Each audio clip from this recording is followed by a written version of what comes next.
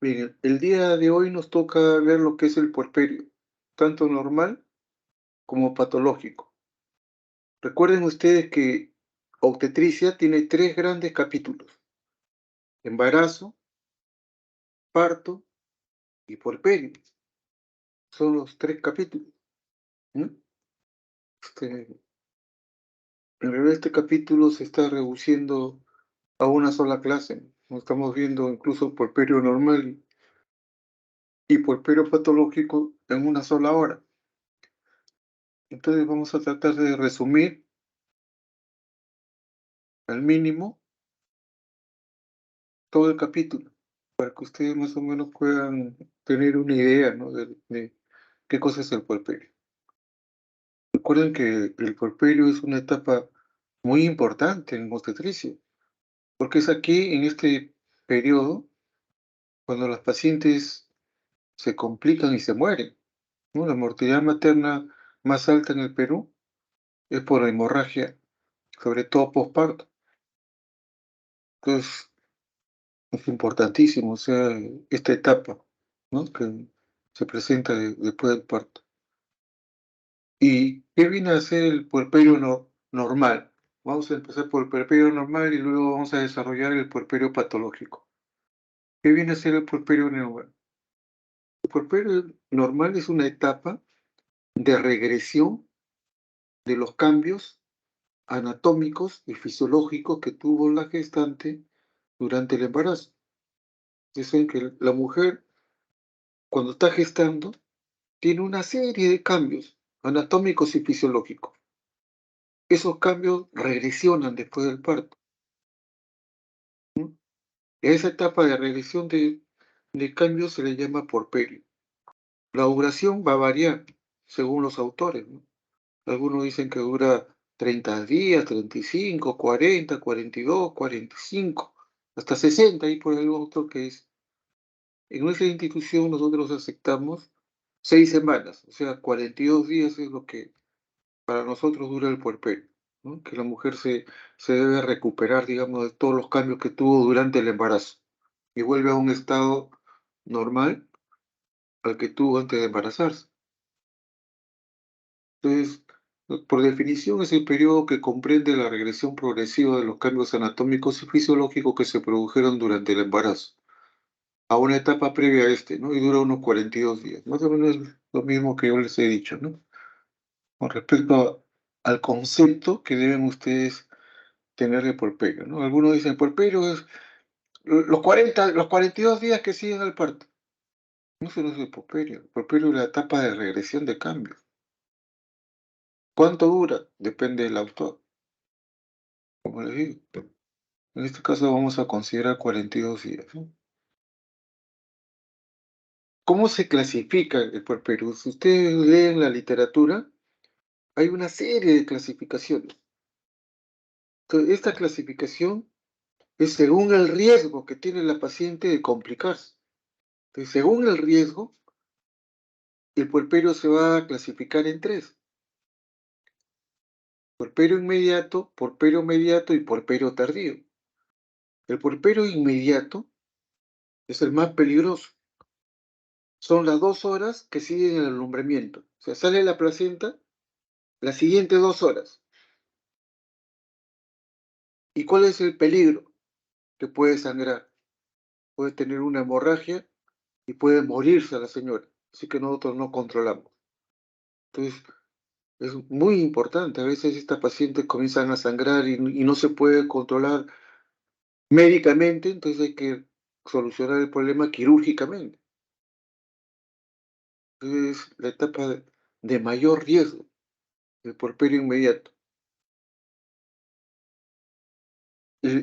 Según el riesgo siempre, después de las 2 horas se pasa a la segunda etapa, que es el puerperio mediato, que son los 2 días que siguen al parto y, y que es el lugar, o sea, la sala de hospitalización donde la paciente va a pasar esta etapa, ¿no? De puerperio mediato, donde ya no solamente son importantes los controles vitales, sino fundamentalmente las funciones biológicas. Todavía acá el riesgo es mediano, por eso la paciente está hospitalizada. En el puerperio inmediato la paciente continúa en sala de parto. En el puerperio inmediato continúa en el hospital. Si después de 2 días la paciente ya está en buenas condiciones, ¿no? No sangra, ha recuperado sus funciones biológicas, entonces entra a una tercera etapa, que es el puerperio tardío. Acá el riesgo ya es más bajo. Las posibilidades de que la paciente se complique ya son muchísimo menores. Entonces basta con que la paciente conozca los signos de alarma y que en caso se presente, la paciente debe acudir por emergencia. Debe acudir por emergencia. Este puerperio tardío empieza pues a partir del segundo día y se prolonga hasta el día 42, ¿no? Que termina ya el puerperio y que coincide con la primera menstruación en la mayoría de los casos. Vamos a ver esto que es importante, que es la fisiología del puerperio. Cuando uno habla de la fisiología del puerperio, se refiere a la regresión de los cambios fisiológicos, ¿no? Que tuvo la mujer durante el embarazo. Entonces, ¿qué cosa es lo que cambia? Empecemos por los cambios locales. La vagina. La vagina después de un parto, ¿cómo queda? Toda flácida, amplia, sus paredes lisas, ¿no? Porque se ha estirado tanto para la salida del bebé, todas sus paredes son lisas, no se ve rugosa, ¿no? Y la mucosa está edematosa. Así queda después del parto. Durante el puerperio, la paciente va a recuperar rápidamente su tonicidad. Reduce su calibre en los primeros días, ¿no? Su amplitud se reduce y las rugosidades normales de la vagina reaparecen hacia la tercera semana. Más o menos de la tercera semana ya la vagina adquirió su apariencia normal a la que tenía antes de embarazarse, ¿no? La vulva y el perineo. La vulva también pues queda edematosa, ¿no? A veces hay desgarros de primer grado, se desgarra la piel o la mucosa, pequeños desgarros. Esos desgarros sí que no sangran, pues, sanan solos, no necesitan suturar, pues son desgarros pequeños de piel o mucosa que no sangran. El himen se va a terminar de desgarrar totalmente por la salida del feto. Sale el feto y termina de desgarrar todo el himen. Entonces ese himen va a quedar solamente unos pequeños apéndices de tejido himenial. Eso se conoce como las carúnculas mirtiformes, ¿no? Cuando uno hace ya un examen genital a una mujer multípara que ha tenido varios partos, entonces en la zona donde está el himen se van a ver estas carúnculas mirtiformes, ¿no? Que nos indican que ahí estuvo el himen en algún momento, que prácticamente desapareció con el número de partos. En el perineo se producen desgarros en la musculatura que no siempre se visualizan, ¿no? Y cuyas cicatrices no desaparecen nunca y debilitan su tonicidad y resistencia. El más importante, mire, de los músculos ahí del periné es el bulbo cavernoso. El bulbo cavernoso es como un esfínter vaginal que envuelve la vulva. O sea, va desde el clítoris, el cuerpo cavernoso del clítoris, va hacia el rafe medio. Entonces, ese músculo, algunas mujeres tienen la capacidad de contraerlo.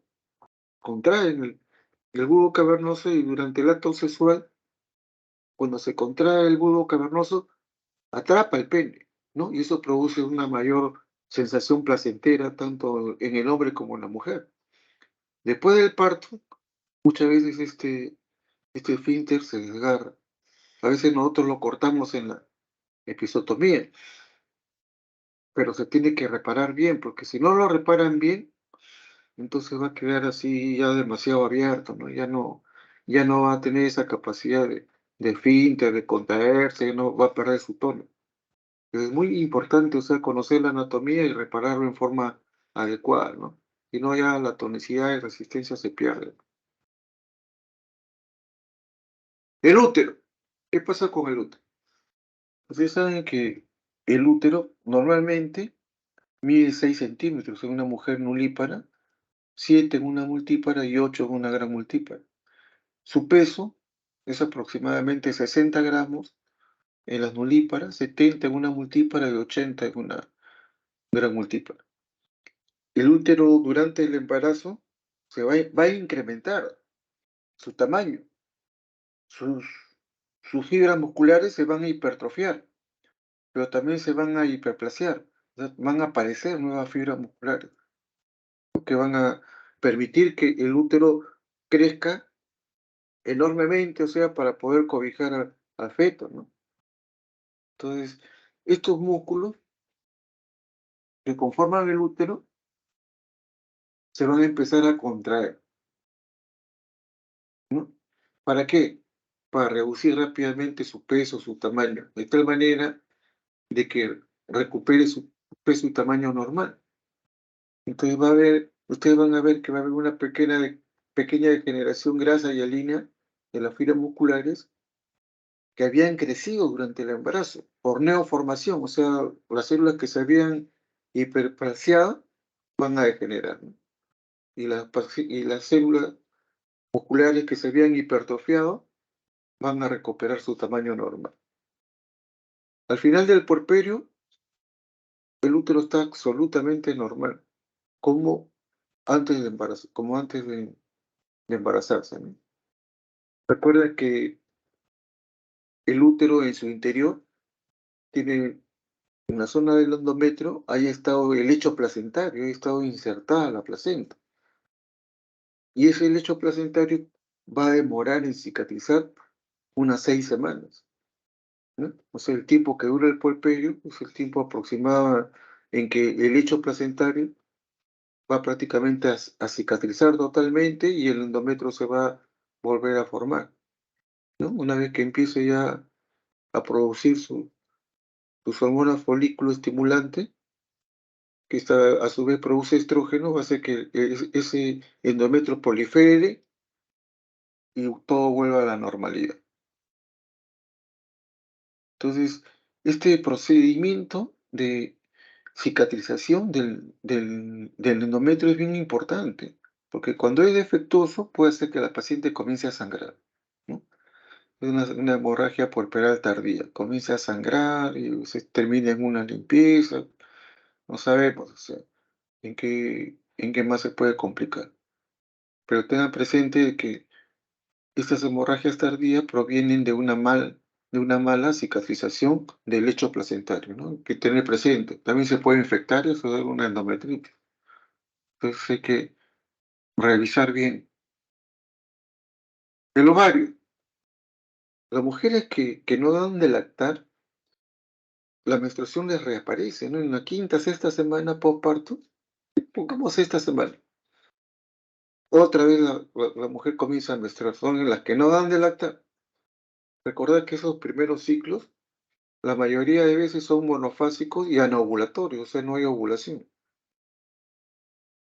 Pero tampoco confiarse, porque algunas pacientes sí ovulan y sí se embarazan ahí al ratito nomás. Entonces hay que tener cuidado, pero el ovario poco a poco va a ir recuperando su función, ¿no? Durante todo el puerperio. Con respecto al cuello uterino, cuando termina el parto, o sea, después de que sale la placenta, ¿cómo está el cervix? Está flácido, está dilatado, está congestivo. A veces hay pequeños desgarros que después van a quedar en formas cicatrizales en ese cuello, que son los desgarros de EMEC.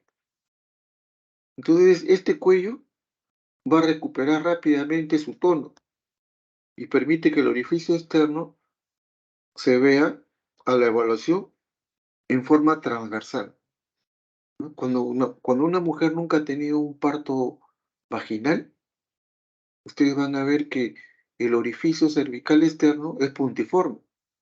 Una mujer nulípara, nunca ha tenido un parto, nunca ha tenido un aborto, nunca ha tenido nada, es puntiforme. En cambio, cuando la mujer ya ha tenido un parto, entonces el orificio externo, el óseo, se vuelve transversal. Yo le digo, porque incluso hasta después de un aborto, ¿no? Porque me acuerdo mucho de una paciente que me dice, yo le pregunto, ¿no? Señora, ¿y usted ha tenido algún embarazo anterior? No, doctor, es el primero. no ha tenido aborto, no ha tenido paro, no. Ya, le pongo el espéculo y encuentro el orificio transversal. Le digo: "Señora, usted ha tenido o un parto o un aborto", le digo yo, "porque acá se ve el orificio transversal, o sea, usted no me puede engañar". Bueno, y terminó reconociendo que sí, que había tenido un aborto, pero que no me había dicho porque estaba su esposo ahí y que había sido antes de conocerlo, con una pareja anterior y qué sé yo. Que esos son huellas que quedan ya permanentemente, ¿no? Al igual que las estrías. Un cuello con orificio externo cervical nos dice que esa mujer ha tenido o un parto o ha tenido un aborto, ha tenido un embarazo anterior. Y las estrías nos dicen que esa mujer en algún momento ha gestado. Esas son huellas irreversibles, huellas de haber gestado o de haber parido, ¿no?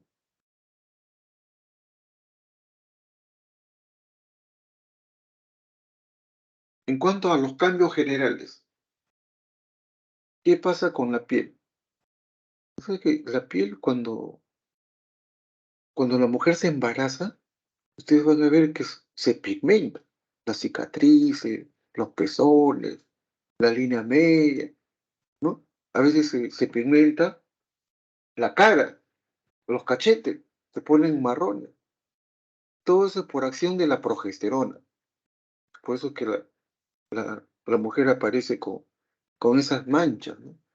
En la piel aparece seca también, seca y con manchas, ¿no? A veces aparece el cloasma gravídico, que es esa coloración violácea, que a veces se presenta en la cara y se puede presentar también en el abdomen. Entonces, cuando la mujer está en la etapa del puerperio, todos estos cambios que hubieron en la piel comienzan a desaparecer lentamente. Se comienza a desaparecer toda la hipercoloración del pezón, de las cicatrices, de la línea media, de la cara, el cloma gravídico, todo comienza a disminuir, ¿no? Se comienzan a despigmentar, incluso las estrías del abdomen. Ya pierden su coloración violáceo que tienen para transformarse ya en estrías atróficas, que son de color estriado brillante o nacarado, ¿no? Como le decía, esos son ya quedan como huellas permanentes de que hubo embarazo. Ya no hay forma de desaparecer. Eso de que hay una crema que te desaparece, ¿no? Eso es mentira. Por ejemplo, la Luciara, que es una crema, Luciara así se llama, se emplea para prevenir, ¿no? Antes que aparezcan. Pero una vez que ya las estrías se formaron, ya nada las desaparece. Posible, ya se rompieron los tejidos. ¿Cómo se vuelven a juntar? Queda ya como huella. También progresivamente la musculatura abdominal, o sea, los músculos abdominales que habían sido sobredistendidos por el embarazo, después del parto quedan todos flácidos y van a ir recuperando su tonicidad poco a poco, ¿no? Entonces eso se favorece ¿cómo? Cuando la paciente se moviliza en forma temprana, hay levantamiento precoz. Algunas mujeres usan fajas también, fajas o calzón faja, se sienten más seguras porque todo el abdomen, como está muy flácido, todo se le viene se le cae, digamos, y parece que tuviese otro embarazo. Pero poco a poco va a ir la señora recuperando el tono muscular, ¿no? De los músculos abdominales. Incluso algunas empiezan a hacer gimnasia para puérpera, ¿no? Para fortalecer justamente esos músculos que han quedado totalmente flácidos. Algunas pacientes en el puerperio presentan una sudoración incrementada, ¿no? Por eso se da por aumento de la glándula sudorípara, que están contribuyendo ¿a qué? A eliminar los líquidos, ¿no? ¿Por qué? Porque ustedes saben que el volumen plasmático durante el embarazo se incrementó entre 1200 a 1800 mililitros. Pues todo ese líquido hay que eliminarlo. Se eliminan por el riñón, a veces se hematiza a la señora cuando ha habido demasiado líquido que sale hacia el espacio extravascular, ¿no? Algunas comienzan a sudar de más, cosa que paulatinamente se tiene que ir eliminando el exceso de líquido que se formó durante el embarazo. Estas mujeres que sudan mucho, lógicamente van a tener que hacerse baños, ¿no? Baños de esponja, baños en ducha, reiterados, ¿no? Y tienen que cuidar su piel también, pues, para evitar estar sudando tanto. Con respecto al aparato respiratorio, entonces, ustedes saben que cuando la mujer se embaraza, el útero grávido eleva todas las vísceras abdominales, las eleva hacia arriba. Todo, el hígado, el estómago, el vaso, todo se va hacia arriba. El diafragma que va hacia arriba, se va hacia arriba. Y todo eso comprime al tórax, los pulmones, el corazón va a cambiar, o sea, su dirección. Se va a hacer un poco más horizontal. Los pulmones no se pueden expandir en forma adecuada, ¿no? Al final del embarazo. Las pacientes muchas tienen disnea, no pueden respirar bien, se cansan.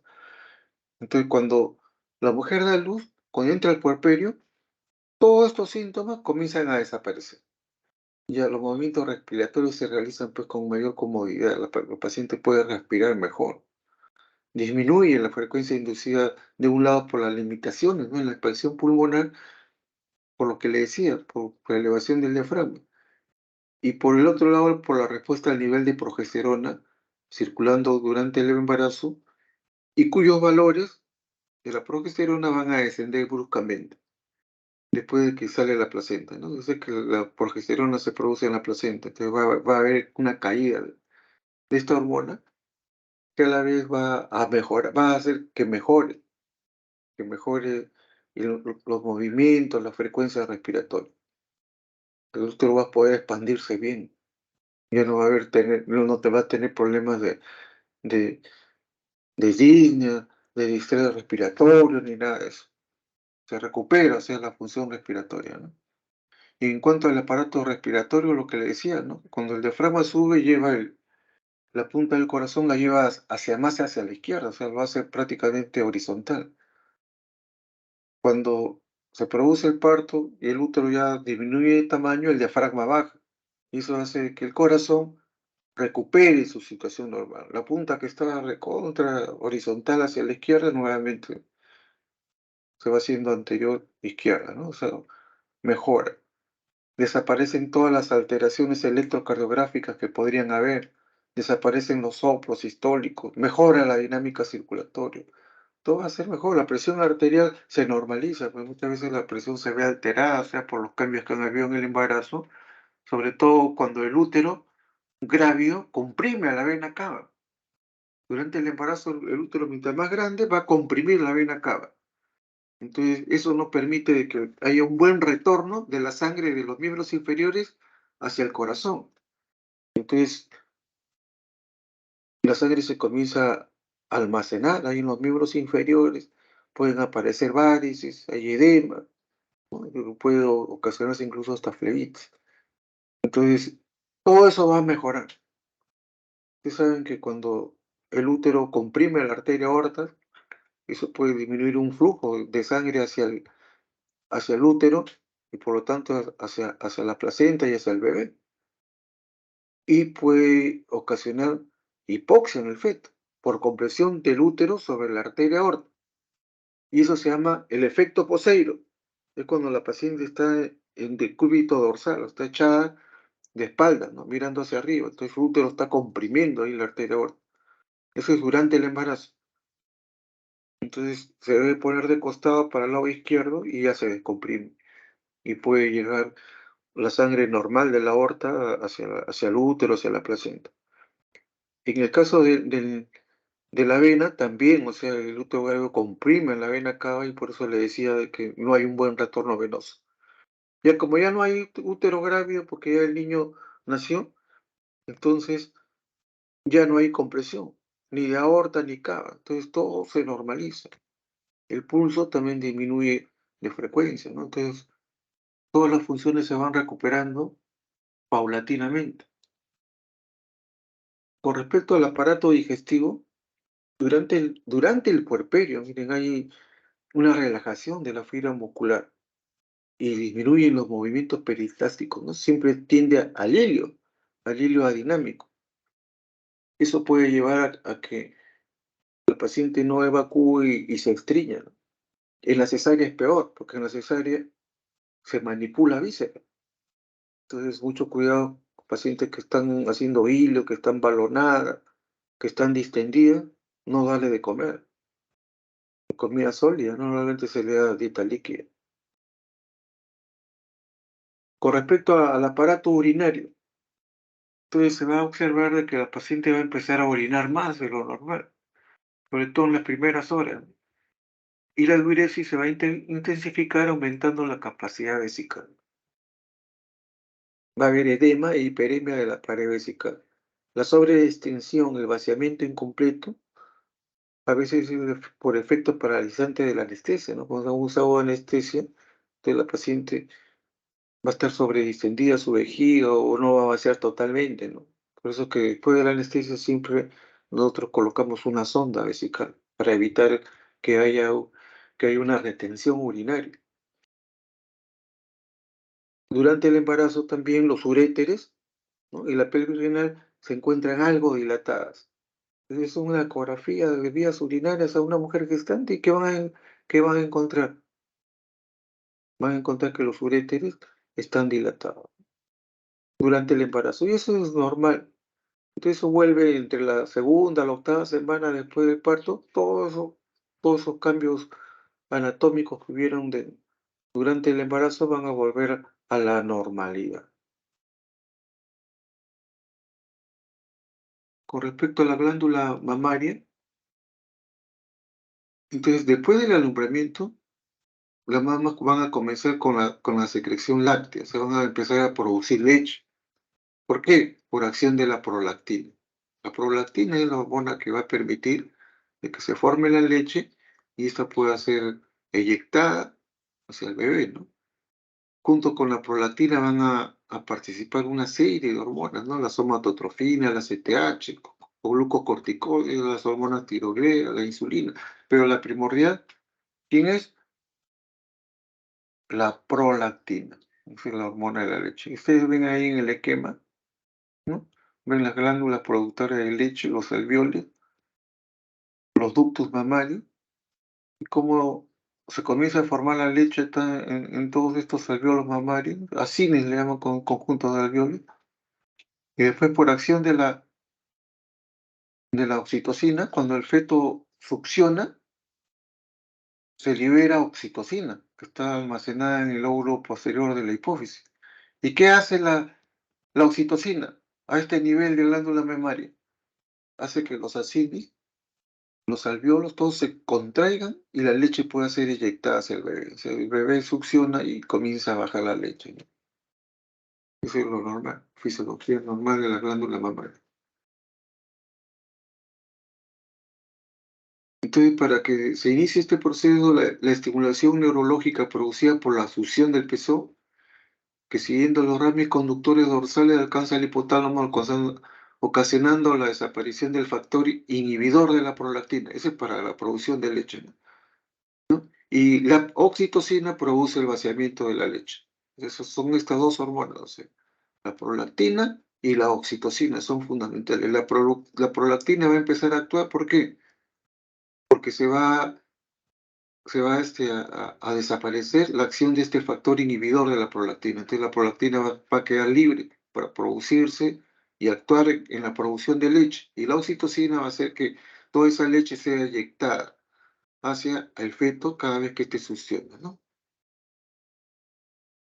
El aumento del tamaño de las mamas, los días inmediatos al alumbramiento, se presenta siempre, ¿no? Por aumento de su consistencia. A veces duele y también se hace más notoria la red venosa subcutánea. Ustedes ven unas mamas puerperales, una mujer que ha dado a luz, van a ver ustedes cómo las mamas han aumentado de volumen considerablemente. Tienen que estar blandas, ¿no? No tienen que estar dolorosas, no tienen que estar con grietas, no tienen que estar con signos inflamatorios. El bebé succiona y se produce la leche. Al comienzo es solamente calostro, pero después ya se va a producir la leche materna. El mejor alimento para el bebé, ¿cuál es?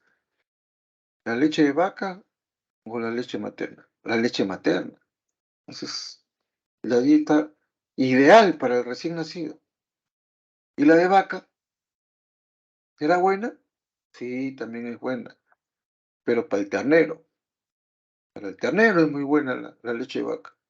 Para el bebé tiene que ser la leche materna. Entonces ustedes como médicos tienen que fomentar la leche materna, tienen que fomentar. Yo recuerdo cuando yo era alumno de medicina, de sexto año, llevaba pediatría, neonatología, puericultura y qué sé yo. Ahí existía en esa época una tendencia a utilizar leche maternizada. Todos los laboratorios había un montón de fórmulas lácteas. Algunas usaban azúcar, otras sin azúcar, unas se daban tres, venían con su medidor, le ponían 2 medidas, 3 medidas, propaganda que cuál era mejor, que venían enriquecidas, así de propaganda. Y nosotros teníamos que aprendernos de memoria cómo se daban todas esas leches, ¿no? Que lo único que estaban haciendo era enriquecer a los laboratorios farmacéuticos, porque esa leche en la vida se va a igualar a la leche materna. Felizmente ahora, con buen criterio, ya se ha vuelto a fomentar la leche materna. Y ustedes, en el CERUM, en el internado, tienen que continuar con eso. Fomentar siempre la leche materna.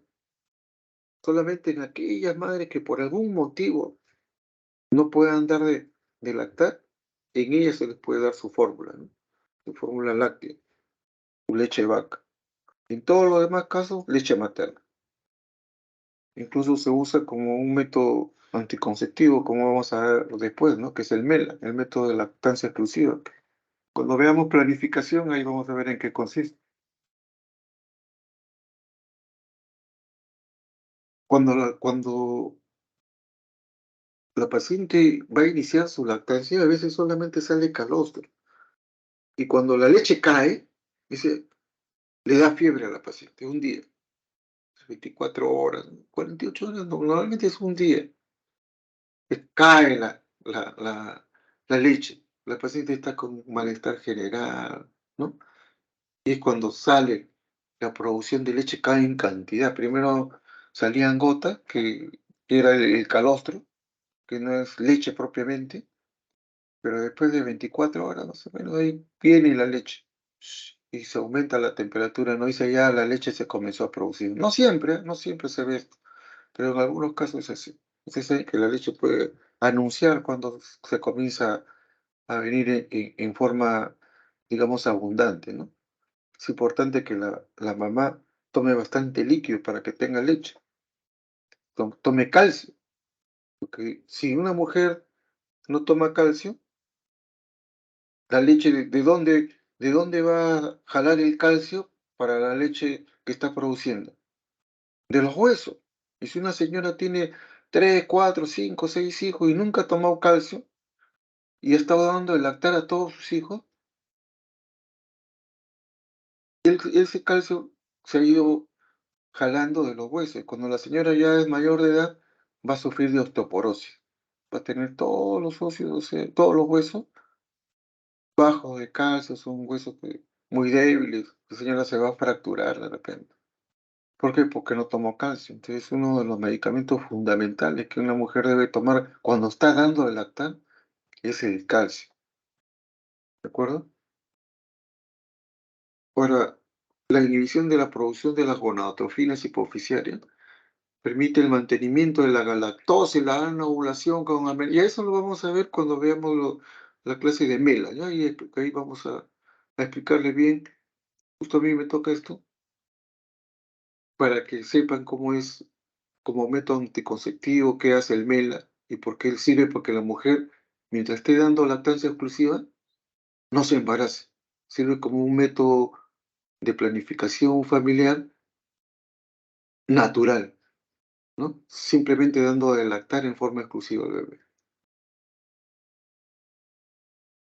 Clínica. Una paciente puérpera normal, ¿qué es lo que puede tener? Paciente ha dado a luz, parto normal y todo normal.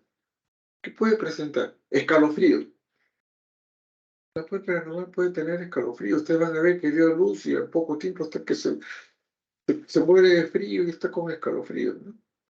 La explicación es un poco difícil, no se conoce bien, o sea, por qué se presenta este escalofrío, pero varía de paciente a paciente, ¿no?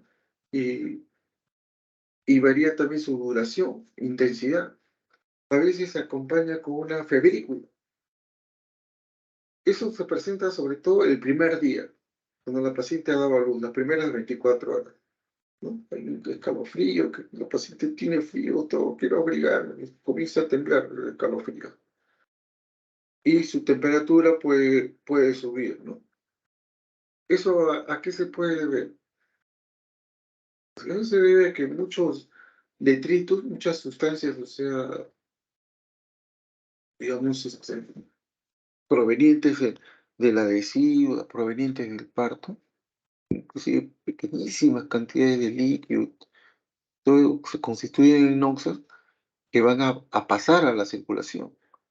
Entonces, esos son los que van a originar tanto el ligero aumento de temperatura como los escalofríos, ¿no?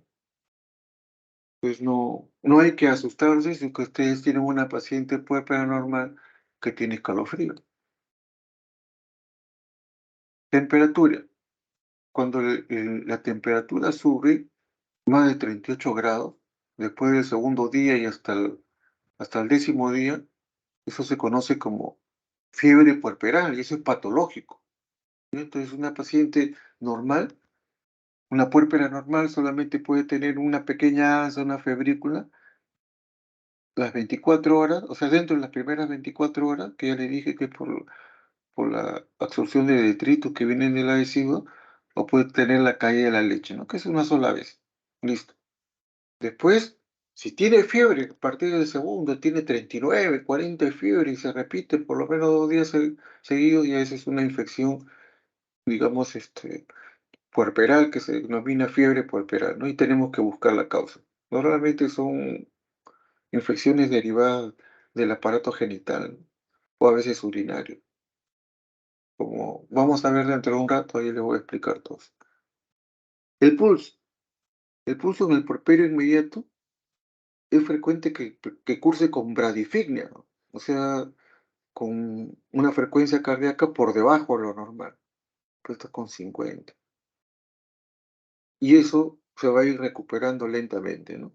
Las pacientes que han tenido hemorragia excesiva, que están anémicas o que están infectadas, van a tener más bien lo contrario, taquifignia, van a hacer taquicardia o aceleración del pulso. Cuando tienen una paciente con taquifignia, siempre ustedes piensen de que está anémica o cuidado, está haciendo una infección. Una mujer se infecta, en estos casos, lo primero que se altera antes de la temperatura es el pulso. El pulso sobrepasa de 100, entonces está haciendo una taquifignia. Piense siempre, si es que no hay anémica, si es que no hay una anemia, piensen en infección. Los entuertos. ¿Qué cosas son los entuertos?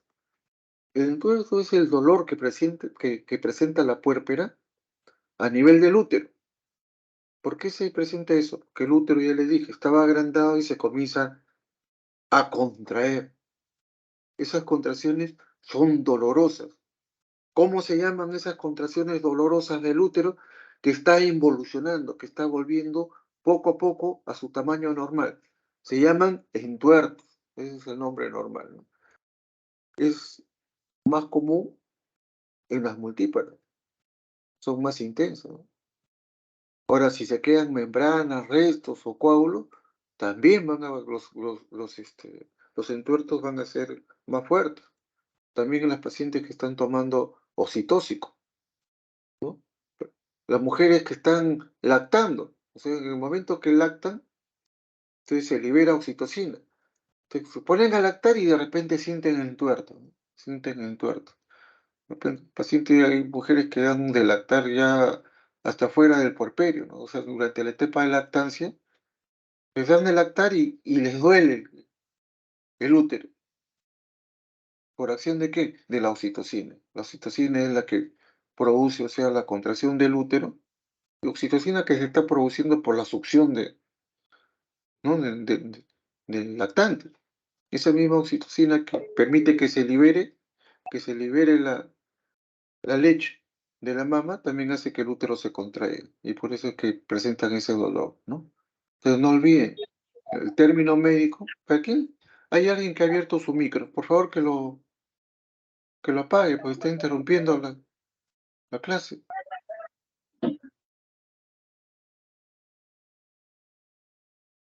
Con respecto al peso, una vez que la mujer nace, simplemente en el útero grávido, la mujer va a perder más o menos 5 kilos a 6 kilos por el contenido, ¿no? Entre lo que pesa el feto, pesa la placenta, lo que pesa el feto, 3.500, la placenta 500, son 4, y 1 litro de líquido amniótico es 1 kilo más, son 5 kilos por lo menos. Y el útero va a ir perdiendo también su peso, porque el útero al final del embarazo está pesando 1 kilo, cuando su peso normal era 60 gramos. Pero eso lo va a ir perdiendo poco a poco. Pero en el momento del parto nada más, ya la mujer perdió 5 kilos cuando salió feto, placenta y líquido. Y también va a perder 1 o 2 kilos por lo que le digo del exceso de líquido que se había formado durante el embarazo, ¿no? Por el aumento del plasma, entonces va a empezar a eliminarse por lo menos 2 litros poco a poco, ya sea por orina, por sudoración. 1 litro equivale a 1 kilo. Se, se refleja en el peso. Entonces se va a ver una caída grande del peso de la mujer cuando está gestando, después del parto, cuando está en el puerperio, ¿no? Los loquios. ¿Qué son los loquios? Los loquios viene a ser el sangrado que tiene la paciente. La paciente, después de que dio a luz, está en el puerperio, comienza a sangrar. Ese sangrado, ¿cómo se llama? Se llama loquio, ¿no? Está constituido fundamentalmente por sangre. Y también hay leucocitos, hay exudado uterino, hay vermis gaseoso que proviene del feto, o la nube también. A veces hay restos de membrana, pequeños restos de membrana, ¿no? O tejidos necróticos del endometrio. Hay exudado cuando hay lesiones en el canal. Y todo eso va a ir modificándose en los días que siguen al porperio. O sea, no siempre va a ser, al comienzo casi pura sangre, pero después la sangre va a ir desapareciendo, ¿no? Y va cambiando de color, de composición, hasta la tercera o máxima cuarta semana en que ya los loquios desaparecen totalmente. Todos estos loquios tienen, según su aspecto, ¿cómo se dividen? Hay 3 tipos de loquios, según su aspecto. Los primeros loquios que aparecen los 4 primeros días del puerperio, ¿no? Son totalmente rojos, hemáticos. Loquios hemáticos, dice esto, primeros días del parto, ¿no? Fundamentalmente, ya le dije, está formado por sangre y está acompañado de abundante detritus. Detritus son desechos. Conforme pasan los días, ya a partir del quinto día, ya el oquio ya no es hemático, sino es cero sanguinolento. Ya se va volviendo algo amarillento ya, ¿no? ¿Por qué? Porque la sangre, que cada vez es menos, se va mezclando con las secreciones que contienen suero, linfa, leucocitos, etcétera. Por eso que toma esa coloración medio amarillenta, ¿no? Entonces pues como todavía hay sangre, uno dice loquio cero hemático, ¿no? Desde el quinto día más o menos hasta el día 15, pues las 2 semanas. En las 2 semanas ya el loquio se hace blanco o ceroso, ya no hay sangre, ya, pero le sigue bajando. El loquio de color blanco, ¿no? Solamente es las secreciones que fluyen del canal, ¿no? Ya disminuyen en cantidad, en, en volumen sobre todo, ¿no? Y eso se va a conocer como estos loquios blancos que hasta la tercera o cuarta semana ya van a desaparecer totalmente. Entonces, cuando ustedes examinan a la puérpera, siempre deben investigar los loquios, ¿no?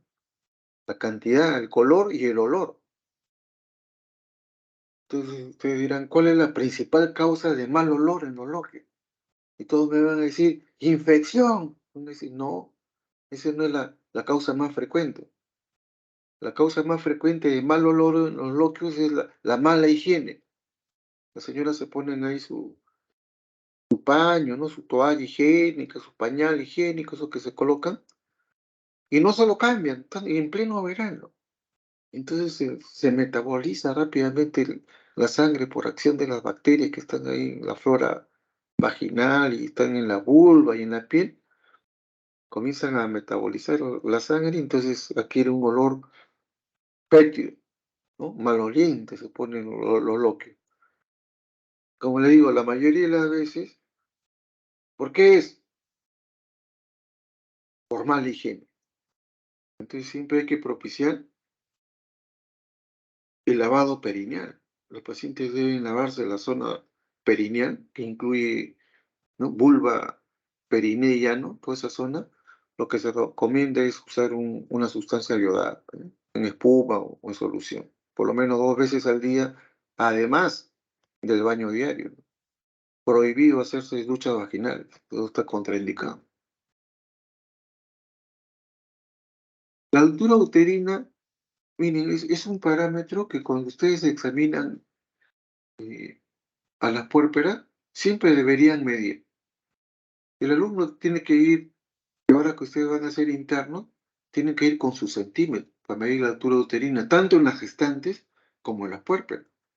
En las gestantes usted mide la altura uterina para ver cómo está evolucionando el embarazo, cuándo está creciendo el niño, a qué edad. Ustedes saben que la altura uterina no sirve para calcular la edad gestacional por la regla de McDonald y para calcular el ponderado fetal mediante la regla de Johnson. Es fundamental medir la altura uterina, ¿no? Ese es en el embarazo.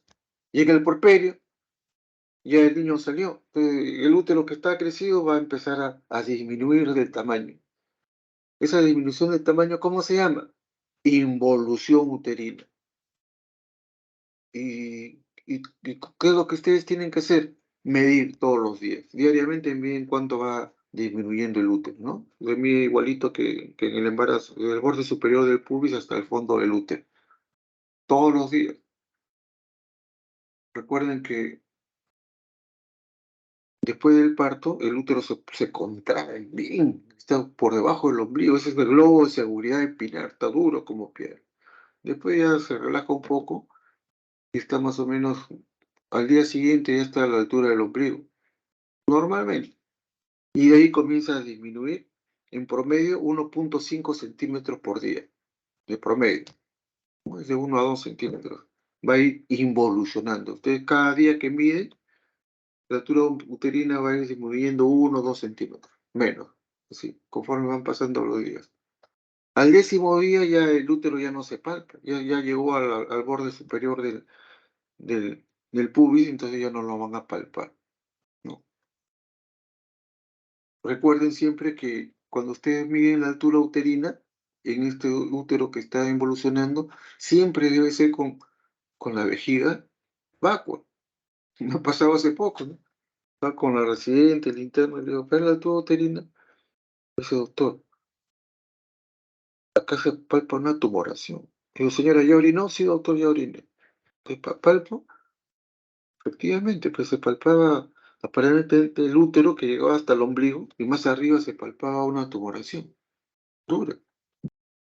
Y era una paciente que había sido sometida a cesárea. Entonces, ¿qué era eso? Un mioma, un quiste de ovario, qué sé yo. A mí me causó preocupación, ¿no? Sobre todo que la señora no dio bien su dato.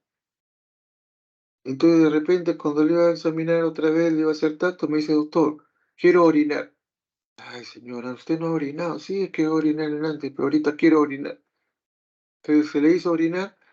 Le digo, no, señora, le voy a pasar mejor una sonda. Le pasé una sonda Nelaton. Se evacuó. Uy, era la vejiga, que estaba recontra llena y dura, entonces aparentaba que ese era el útero. Y el útero se había desplazado hacia arriba, que parecía que era un tumor. Entonces se evacuó la vejiga y el útero volvió a su tamaño normal, que está a nivel un poquito menos del ombligo, contraído y todo. Entonces tengan mucho cuidado cuando miden la altura uterina. Siempre tienen que ustedes hacerle hincapié a la paciente que hayan orinado, si no se van a equivocar. Induce al error cuando queremos medir la altura uterina con la vejiga llena, ¿no? Que siempre hay que hacerla orinar y si la paciente de repente dice, doctor, no puedo orinar, te pasarle una sonda en el acto. y evacuar todo el contenido.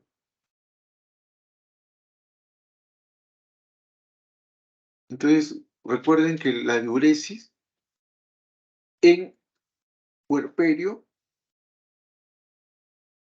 va a estar incrementada. Normalmente la puérpera debe orinar dentro de las primeras 4 horas. Si ha pasado 6 horas, ya la paciente se levanta, señora, vaya al baño, orine, porque a veces cuando están ahí echadas en su cama, le ponen la chata, algunas pacientes no pueden orinar. Entonces las levantas y las haces orinar. Va a haber algunas ocasiones que la paciente dice, doctor, no puedo orinar. Entonces tú vas a verla a la paciente, y efectivamente, es una vejigota, dolorosa. Entonces ya está haciendo una retención urinaria. ¿Qué hay que hacer? Hay que pasarle una sonda para evacuar. Pero resulta que la sonda no pasa. No pasa. ¿Qué ha tenido? No, doctor, es que ha tenido un desgarro y le han suturado, y tenía un desgarro alto ahí cerca del clítoris. Entonces, ¿qué había pasado? Que a la hora de suturar el desgarro, habían cerrado la uretra. Que la uretra estaba cerrada por la sutura que habían hecho. Le habían puesto los puntos profundos sin darse cuenta que por ahí pasa la uretra. Y la habían cerrado. Y entonces tuvo que soltar los puntos, pasarle la sonda, que hizo que se evacuara y luego volver a suturar, pero ya con la sonda puesta, para así nos sirva de reparo y no volverla a cerrar, pues, o lesionarla. Eso hay que tener cuidado. Eso es lo que digo, ¿no? Si la paciente no ha orinado dentro de las primeras 8 horas, hay que cateterizarla. Recuerden ustedes también que cuando una paciente ha estado en un trabajo de parto prolongado o ha estado en ayuno, ¿no? Un ayuno prolongado, entonces no comen, entonces tiende a ser cetonuria, aparecen cuerpos cetónicos en la orina. Eso es simplemente indicativo de un ayuno prolongado, mucho tiempo sin comer, comer al paciente. Ustedes saben que durante el parto eh, se sangra, se sangra, ¿no es cierto? Después hay un sangrado normal. Entonces eso va a hacer de que los valores de hemoglobina, hematocrito, glóbulos rojos disminuyan, ¿no? Si el sangrado no ha sido pues una hemorragia, la hemoglobina todo va a bajar ligeramente. Y eso en una semana eso se normaliza. Cuando había una hemorragia, entonces es diferente, pues ellos tienen que determinar si es una anemia leve, moderada o severa. Si es leve, le administrarán hierro por vía oral, ¿no? Y dieta rica en hierro. Si es moderada, administrarán hierro endovenoso, hierro sacarato, por 3 dosis, 200 microgramos. Y si es severa, es decir, menos de 7, tienen que transfundir sangre. Y eso es la forma como uno trabaja, porque siempre va a haber el riesgo, o sea, de que haga anemia.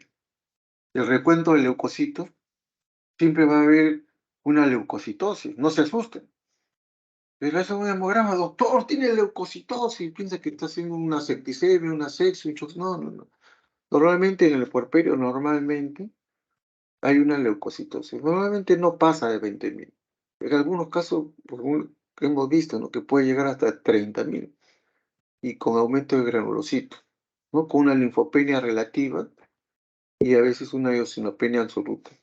No hay que asustarnos, porque eso es de esperar en una puerpera.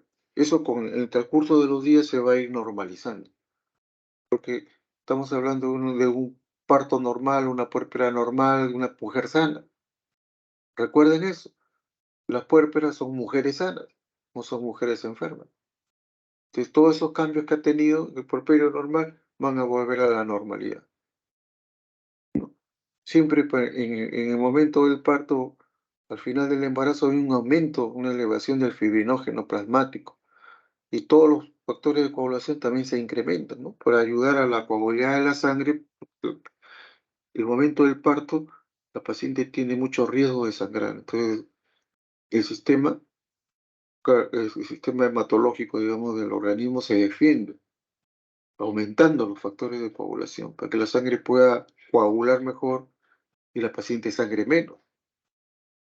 La velocidad de sedimentación también se mantiene elevada, pero todo eso en una semana más o menos se normaliza. Bien, ¿cuál es el manejo? ¿Cuál es el manejo? Lo primero es ustedes el examen que deben hacer. Cuando ustedes examinan a una paciente puérpera, lo primero que tienen que ver, estamos hablando de una puérpera normal, una mujer normal, sin riesgo, sin nada. O sea, la señora solamente dio a luz un parto normal y listo. Ya. No tiene ningún factor de riesgo, no se ha complicado, no ha sangrado en exceso, no hay nada. Ya, pero ha sangrado en el parto. Entonces ustedes la van a evaluar. Entonces, ¿qué es lo primero que tienen que ver? Con ambos pulgares deben bajar los párpados inferiores, los párpados, para ver las conjuntivas. Las conjuntivas deben estar rosadas. Si están pálidas, ya nos dice que esta señora está haciendo una anemia. Pueden ver también las palmas de las manos cuando tienen dudas si la paciente está anémica o no.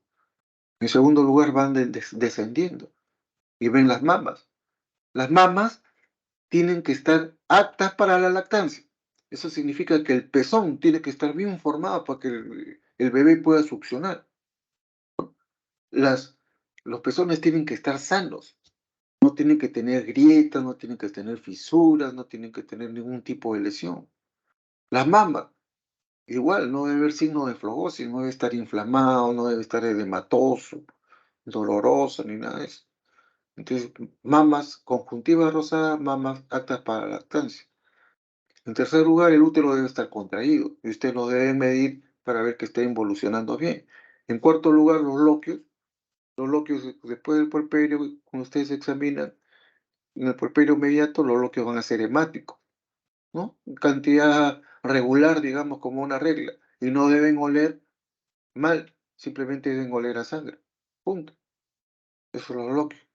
Si ha habido sutura de episorrafia o ha habido sutura de desgarro, ustedes deben mirar que la sutura esté bien afrontada, nada más. Y luego, extremidades. Y con eso termina. Ven extremidades que no haya parálisis, que no haya edema, que no haya flebitis. Y se acabó. Entonces, el examen de una puérpera normal es muy sencilla. Conjuntiva, rosada. Mamas, altas para la lactancia. Útero, contraído. Loquios, hemáticos, no malolientes en volumen normal. Extremidades, no varices, no flebitis, no edemas. Listo, ese es todo. Ese es todo el examen. Pues si la paciente se complica, está con fiebre, está con tos, está balonada, bueno, ahí tienen que examinar minuciosamente el órgano o el sistema que está afectado, ¿no? Pues si una puérpera normal, no necesitan ser tan detallados en su examen. Recuerden que en el caso del puerperio inmediato, o sea, yo lo que les he hablado en realidad me he adelantado, porque es puerperio mediato. En el puerperio inmediato, después que sale la placenta, la paciente va a permanecer ahí en centro obstétrico, va a permanecer 2 horas. Algunos llaman estas 2 horas el cuarto periodo del parto. Entonces ahí ustedes van a controlar. La paciente está en reposo absoluto y no se le debe dar de comer, porque si la paciente comienza a sangrar va a terminar en sala de operación. Si no le den nada de comer y tengan en reposo, que no se levante, porque se levanta va a sangrar. El manejo fundamental es que ustedes controlen los signos vitales, presión, pulso, temperatura, eso es fundamental. Y también deben controlar el aspecto general, ¿no? La coloración, que no esté pálida. Tienen que controlar el globo de seguridad epinar, que el útero esté bien contraído por debajo del ombligo, ¿no? ¿Qué más tienen que controlar? La pérdida hemática, los bloqueos iniciales, que la paciente no esté sangrando en exceso. En esta etapa la paciente normalmente que ha dado a luz, ya salió la placenta, va a estar con su suero con 20 unidades de oxitocina. Normalmente se les pone, ya no en caso necesario, sino a todas, ¿no? A todas se les pone 10 unidades de oxitocina, pues eso ayuda a la salida del baby, ayuda a la salida de la placenta, y en caso necesario ustedes le pueden aumentar 20, hasta 30 unidades le pueden poner si que la paciente está sangrando mucho. siempre por infusión, en 1 litro de suero, ¿no? Después de 2 horas, si todo está normal, ustedes la van a trasladar ¿a dónde? A hospitalización. Ya sale del puerperio inmediato y pasa al puerperio mediato. No se va a su casa, se va a hospitalización. En el puerperio mediato, entonces ahí tienen que controlar pulso, presión, temperatura, ¿no? La paciente va a empezar a dar de lactar.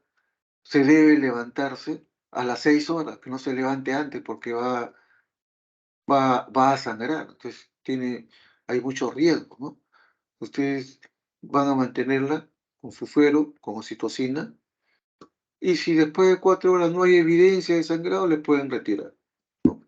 También debe vigilarse la altura uterina, los loquios, la sutura, los controles vitales y sobre todo la recuperación de las funciones biológicas. Eso es fundamental. Por eso la tenemos 2 días ahí. Ver que la paciente camine, que duerma, que coma, que bebe, que orine, que defeque, etc. Eso es fundamental. Ese es el control que nosotros tenemos que dar.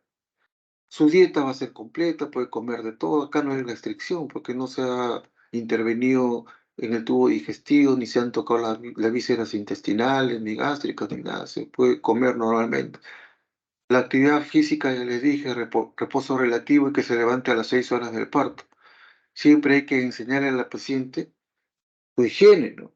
El baño diario y la higiene perineal que le dije antes. Normalmente se hace con solución de yodo povidona, ¿no? El isodine, plasmodine, yodisol, cualquiera de esos. En espuma es mejor porque se lavan como si fuera jabón, se enjuagan, se secan. Si tienen su epicio ahí, se echan una cremita, normalmente una sulfa, ¿no? Emultiazol, Cicatrin, cualquiera de esos, que va a ayudar a que cicatrice mejor la epicio y la protegen de que no se vaya a infectar, ¿no? Siempre, primero la higiene perineal y después ya el uso de la crema. Eso es mañana y noche. Recuerden recomendar siempre al paciente el lavado de las manos, antes y después de lactar, ¿no? Y el uso permanente de brasier, si no se le van a descolgar las mamas, debe estar siempre con su brasier. Y informarse de la aparición del ritmo intestinal, ¿no? Algunas pacientes que han estado con ayuno prolongado no han comido, y si no han comido no van a defecar, entonces hay que tener presente, o algunas están estreñidas, ¿no? Si están estreñidas, pues ustedes pueden darle su lactulosa, le pueden dar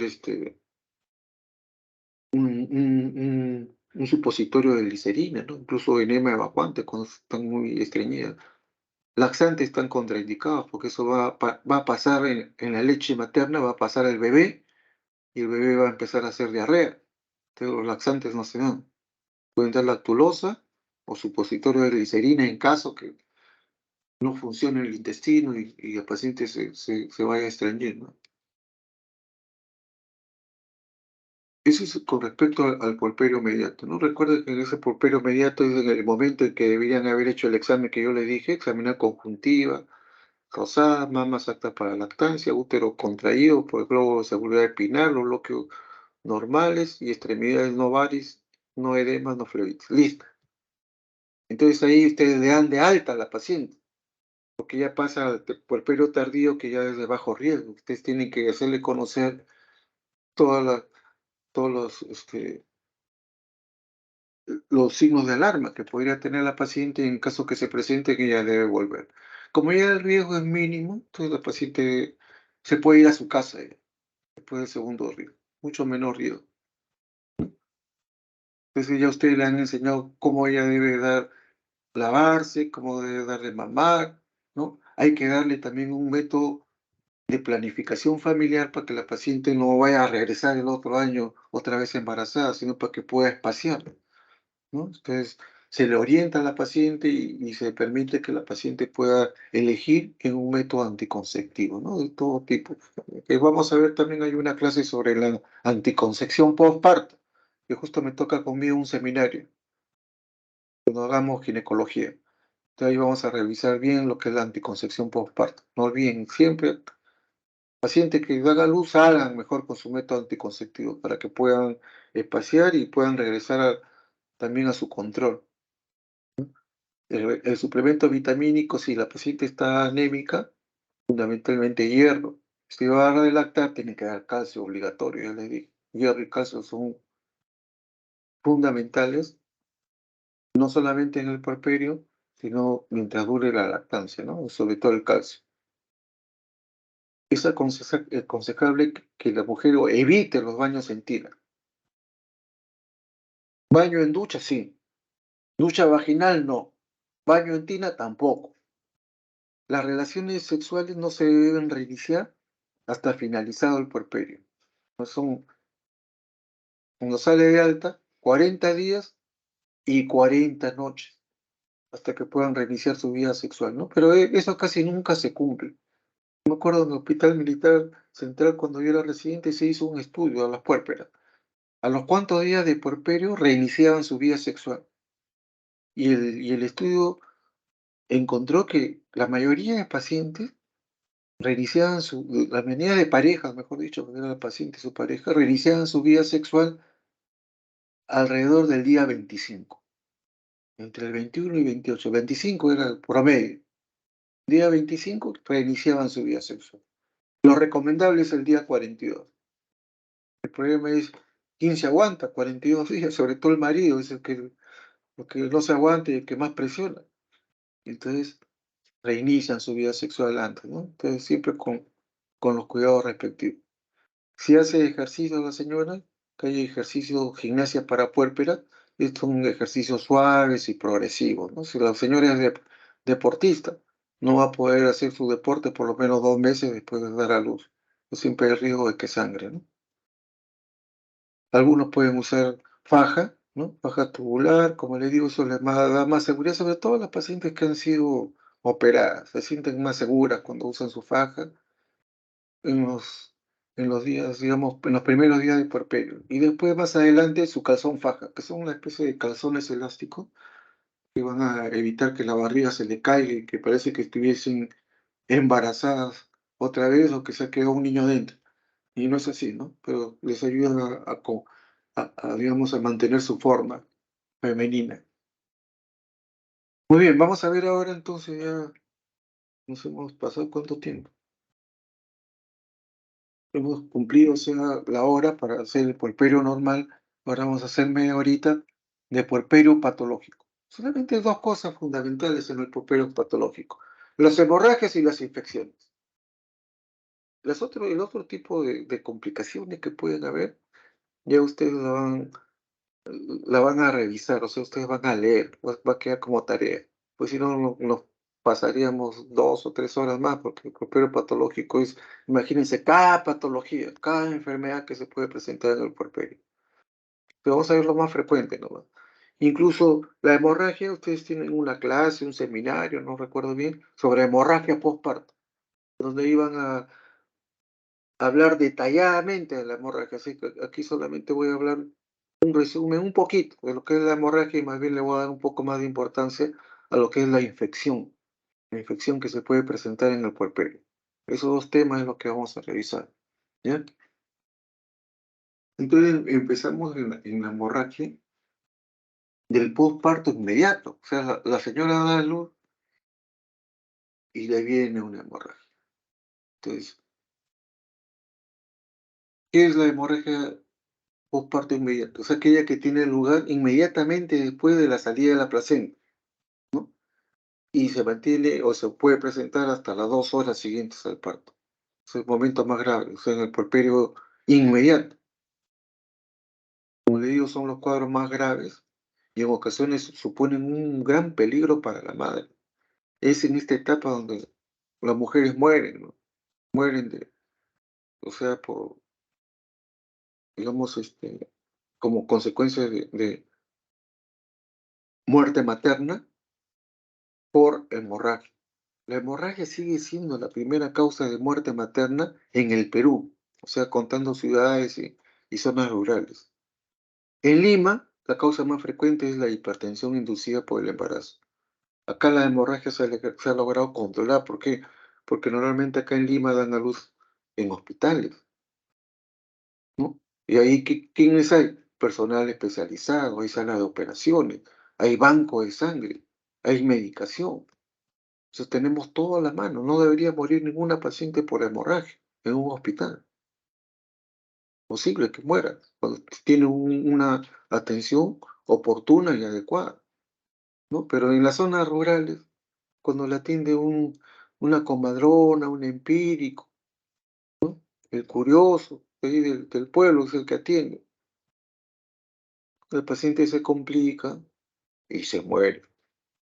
¿Y de qué se mueren mayormente? De hemorragia. Ustedes cuando vayan al Serú, no le van a llamar mucho para atender parto, porque ellos tienen más confianza, tienen en su comadrona. Pero cuando se complica, ahí llaman al doctor. Llamen al doctor, dice el médico Serú, que está ahí en la posta. Doctor, le llaman por parto domiciliario, por favor, acude. Ustedes acuden y ¿qué van a encontrar? ¿Sí? Le ha dado sobreparto, doctor, dice. ¿Qué es eso, sobreparto?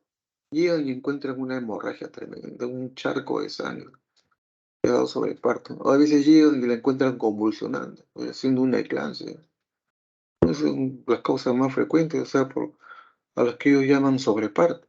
Y ahí cuando llaman al médico según, y el médico según va a tener que estar preparado para poder resolver esto, tanto la hemorragia como la eclampsia. Bueno, ustedes le ponen un anticonvulsivante y listo. El manejo de la hemorragia es más difícil, porque hay que reponer la pérdida, hay que detener la hemorragia, reponer la pérdida, hay que evitar la recidiva en toda hemorragia.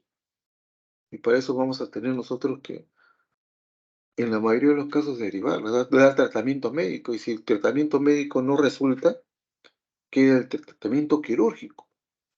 Y muchas veces el médico Serú no tiene las condiciones para hacer un tratamiento quirúrgico. Entonces, ¿qué va a hacer? Tiene que derivar, va a tener que derivar, taponear y derivar a un centro de mayor complejidad donde se pueda resolver. Bien, entonces se admite que la hemorragia es leve si la pérdida es de 500 a 750. En un parto normal, normalmente el sangrado normal es 250, 400. Si ya está de 500 a 750 ya tiene una hemorragia, ¿no? Leve. Ya, si llega al litro, ya, ojo, esa es una hemorragia moderada, ¿no? Si llega al litro y medio, ya es una hemorragia severa. Si llega a 2 litros, es una hemorragia grave. El paciente va a estar chocado y todo, si no actúan rápidamente paciente se va a morir. Recuerden que lo más importante es detener la hemorragia y reponer la pérdida. Hay que reponer volumen. Si solamente se van a detener la hemorragia y no reponen el volumen, la paciente se va a morir. Igual. Y si solamente reponen el volumen y no detienen la hemorragia, también se va a morir. Y todo lo que le ponen lo va a perder. Entonces hay que tener presente eso, ¿eh? ¿Cuál es la incidencia de la hemorragia postparto? Normalmente es del 5 al 8%. Entonces, lo que ayuda a que disminuya la hemorragia postparto es de que se haga un alumbramiento asistido. El alumbramiento asistido, como les expliqué la vez que hice la clase de parto, es bien importante para que no sangre. La paciente en el postparto es fundamental.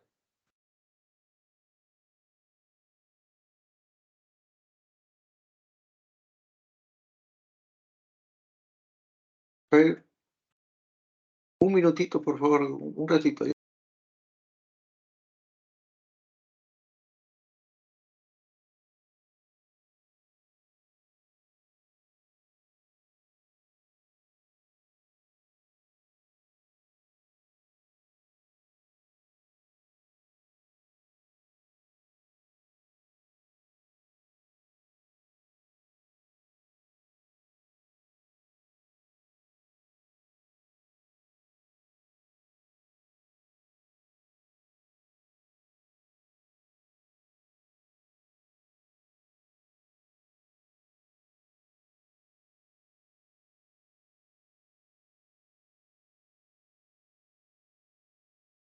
Disculpen la interrupción acá. Tiene una llamada urgente. Bueno, entonces, la causa de la hemorragia postparto. Ustedes recuerden las 4 T. Las 4T nos va a decir la etiología, ¿no? La primera T es tono uterino. ¿A qué se refiere? A la atonía uterina. Es la causa más común. Cuando ustedes tienen una paciente, han atendido un parto y comienza a sangrar, la primera posibilidad que les viene a la mente es que se trate de una atonía uterina, ¿no? Que es más o menos el 80% de los casos. Y se puede presentar por, mucho, por muchas causas, ¿no? O sea, hay muchos factores, como cuando hay una excesiva manipulación del útero, se ha utilizado anestesia general, si el útero está sobredistendido, por ejemplo, si ha habido gemelos, polidranios, etcétera. Entonces, en todos esos casos hay riesgo de que la paciente sangre. Lo mismo si el parto ha sido prolongado, si la paciente es una gran multípara, si tiene miomas, ¿no? Si el parto ha sido operatorio, bueno, en caso de cesárea, si había una manipulación intrauterina. Entonces, en todos esos casos, el útero puede quedarse totalmente flácido, totalmente hipotónico, y va a empezar a sangrar. Entonces son causas. Todo, todo esto va a ocasionar en todo lo que nosotros denominamos atonía uterina o hipotonía uterina. Pero la atonía no es la única causa, ¿no? Entonces, acá viene la segunda T, el trauma. ¿A qué se refiere el trauma? A los desgarros del canal. Eso es más o menos cerca del 15% de los casos y se puede presentar a cualquier nivel del trayecto genital, puede ser a nivel del segmento, del cuello, vagina, periné, ¿no? Lo más frecuente son los del cuello uterino. El paciente está sangrando en forma continua, desde que dio a luz comienza a sangrar y no para. No es abocanada como es la atonía. Ustedes examinan y van a encontrar que el útero está bien contraído. En el caso de la atonía está flácido. En el caso del desgarro, el útero está bien contraído y el sangrado es rojo, vivo, rutilante, casi permanente. Entonces, ¿qué tienen que hacer ahí? Revisar inmediatamente el canal y buscar la zona donde está sangrando y poder reparar, o sea, ¿no? Estos desgarros a veces se producen sobre la vagina, a nivel de donde están las espinas ciáticas, cuando estas son muy prominentes, ¿no? También cuando ha habido parto instrumentado. Entonces, a veces es la episiotomía la que se corre. Te hicieron un episo y se corrió hasta el fondo de sangre, que comienza a sangrar ahí. Y ya te tienen que poner revisar el canal, poner sus valvas y tienen que encontrar el ángulo y empezar a suturar y tratar de no dejar espacios muertos para que al paciente no se le vaya a formar un hematoma, ¿no? Es bien importante. Las laceraciones de cervix casi siempre se producen en los ángulos laterales, ¿no? Entre las 3 y 9, por decir. Entonces, con pinzas Gesser se jala de cada lado y luego se sutura, puntos cruzados. En todos estos casos, como le repito, la sangre es roja, rutilante, y el sangrado es constante, no para, o sea, es permanente el sangrado. Ya es desgarro del canal.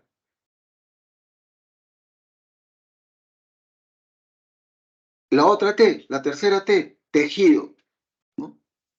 ¿Qué significa tejido? Le han dejado pues, tejido placentario dentro del útero, por eso está sangrando.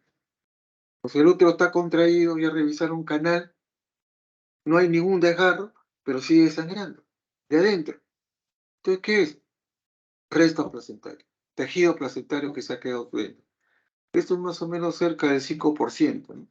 Es cuando uno no conduce bien el tercer estadio del parto, o sea, no sacas bien la placenta, pues, no has sacado más, se te ha quedado un pedazo de placenta adentro, o se ha quedado, o de repente la placenta era una placenta subcenturiata, no sé, que tenía un lóbulo ahí aberrante, salió la placenta y el lóbulo se quedó dentro. O a veces hay acretismo placentario, focal, solamente en un cotiledón, te sacan la placenta y el cotiledón se quedó adentro. Y después ese cotiledón va a empezar a sangrar, ¿no? Y la cuarta T, ¿cuál es? Trombina, que se refiere a los trastornos de coagulación. Que los trastornos de coagulación también pueden ocasionar una hemorragia en el puerperio, sobre todo después de un DPP, ¿no? Cuando ha habido un feto muerto, cuando ha habido preeclampsia severa, en caso de sexo, en caso de embolia de líquido amniótico. En todos esos casos va a haber CID, están asociados al CID. puede haber una coagulopatía de consumo, va a haber hipofibrinogenemia, y todo eso puede ocasionar una hemorragia que puede ser grave, incluso mortal. Entonces son las 4T, para que ustedes recuerden, una hemorragia postparto. ¿Cuál debe ser la conducta obstétrica? Prevenir, o sea, tratar de buscar aquellos factores que me van a llevar a mí a una hemorragia postparto, ¿no? Entonces, la obstetricia moderna es una obstetricia preventiva. Yo tengo que adelantarme, no esperar a que se presente la hemorragia. Entonces hay que tratar de buscar los factores de riesgo. Son factores que está presente, lo van a llevar pues a una hemorragia. Entonces uno tiene que prevenir, tiene que pedir sangre, ¿no? Hay que hacer un buen manejo del alumbramiento, etcétera. Como tratamiento, como norma general, siempre hay que revisar el canal, ¿no? Sobre todo cuando el útero está bien contraído, porque lo primero que ustedes piensan es atonía, pero si el útero está bien contraído, eso es desgarro del canal, ¿no? Y si no hay desgarro del canal, se ha retenido un tejido placentario. Recuerden que en caso de atonía tienen que hacer compresión bimanual, hay que masajear el útero en forma bimanual, ¿no? Potente y permanente. Administrar oxitóxico, ¿no? Oxitocina, ergonovina, metilergonovina. Pueden dar prostaglandina E1, ¿no? Ya sea por vía transrectal. Si con todo este tratamiento médico que ustedes han hecho, ¿no? Con oxitóxico, con masaje, con misoprostol, que es la prostaglandina, y todo eso no se soluciona. Entonces hay que pasar al siguiente tipo de manejo, que es el manejo operatorio, quirúrgico. Ustedes abren, hacen una laparotomía y lo primero que le ponen 30 unidades de oxitocina en cada cuerno. Pueden ligar la arteria uterina, pueden hacer un empaquetamiento uterino, según Belich o cualquier otra técnica, ¿no? Pueden hacer también ligadura de la arteria hipogástrica. Si con nada de eso ustedes logran controlar el sangrado, entonces no queda más camino que la histerectomía. O sea, sacar el útero, si no la señora se va a morir, no queda de otra. Cuando el sangrado se hace incontrolable, la única forma de detenerlo es la histerectomía, pero es ya el último recurso que tengamos. Tenemos que agotar primero todos los recursos, primero médicos y luego quirúrgicos y recién empezar en histerectomía. Los desgarros vaginales y cervicales ya les dije que todos tienen que ser diagnosticados y suturados, ¿no? En general, cualquier laceración que sangre independientemente de su longitud debe ser reparada. Si se ha desgarrado, si sea de 1 centímetro, está sangrando, hay que suturarlo. Un punto cruzado y listo. En caso que la hemorragia continúe, hay que pensar en la presencia de una coagulopatía de consumo. Como le digo, pues se puede presentar. La paciente comienza a sangrar de todos sitios. De sangre donde le han puesto la vía, comienza a sangrar de las encías, comienza a sangrar de la nariz, de cualquier sitio. Entonces hay en esos casos pensar de que está haciendo un problema de coagulopatía y hay que hacer inmediatamente un perfil hematológico, ¿no? Recuento placentario, tiempo de protrombina, tiempo parcial de tromboplastina, hay que medir el fibrinógeno, los productos de degradación de fibrina, etcétera, ¿no? Es fundamental todo eso para poder manejar qué cosa es lo que está fallando y poner, o sea, ya sea crío precipitado, plasma congelado, paquete globular, lo que sea necesario para poder parar el sangrado. Cuando está sangrando, a veces nosotros no ni necesitamos la confirmación del laboratorio, porque si la paciente está grave, está chocándose, entonces de frente, plasma fresco, sangre total. No queda de otro. El éxito va a estar relacionado a que empecemos pronto el tratamiento, ¿no? Hagamos el diagnóstico y un tratamiento rápido y oportuno, si no, la paciente se muere. Hay otros procesos hemorrágicos como la púrpura trombocitopénica idiopática. Si no son conocidos con antelación, también pueden confundir en caso de hemorragia. O sea, si ustedes van a atender a una paciente con púrpura trombocitopénica idiopática, que es una enfermedad crónica, ya ustedes tienen que prevenir, ¿no? Y saber de que va a sangrar. Bien, para terminar, entonces vamos a ver lo que es la fiebre puerperal, ¿no?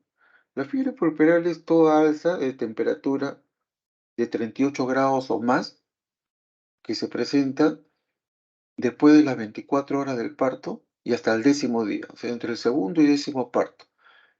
Y que se repite por lo menos durante 2 días consecutivos. O sea, alza de temperatura mayor de 38 grados, que se presenta entre el segundo y 10.º día, y que se repite por lo menos durante 2 días consecutivos. Eso nosotros llamamos fiebre puerperal. ¿Y cuál es la causa? Infecciosa. Cuando ustedes encuentran una fiebre puerperal, indica que la puérpera está infectada. En una puérpera normal, lo más común es la infección urinaria. En una cesárea, lo más frecuente es una infección de la herida operatoria. Así, eso es lo más común. Entonces, como es puerperio normal, o sea, como son partos normales, digamos, y la puérpera debería ser normal, entonces primero pensemos en una infección urinaria. Y si es operada, como le dije, herida operatoria. Si es operada, la segunda causa va a ser infección urinaria. Y si no es infección urinaria, porque hemos pedido un examen de orina y está normal, ¿qué puede ser? Una endometritis. En tercer lugar. Cuarto lugar, una mastitis. En quinto lugar, una flebitis.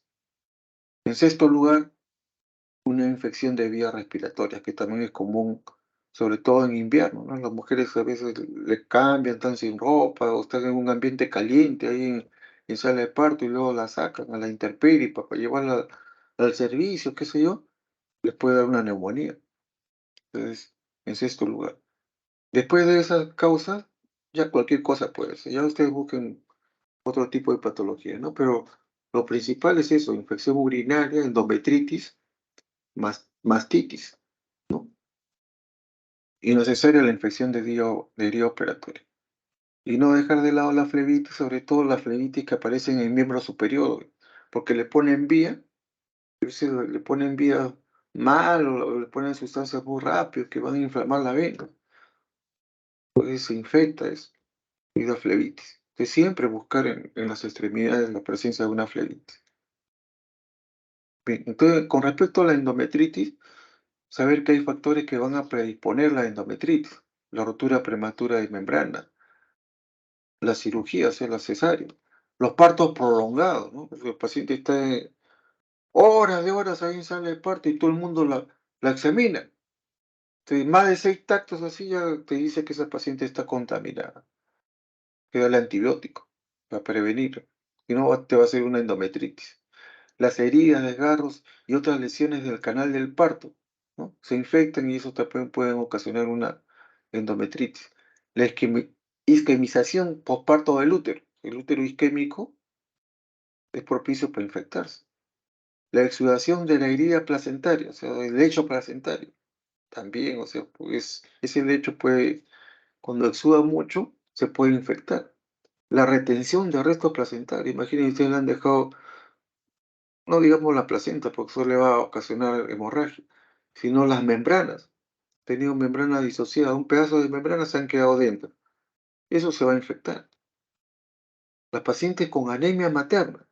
Las pacientes con anemia materna, mire, yo hice un trabajo de investigación sobre eso, para buscar factores relacionados a la endometritis, y el factor que más se relacionaba a la infección endometrial era la anemia.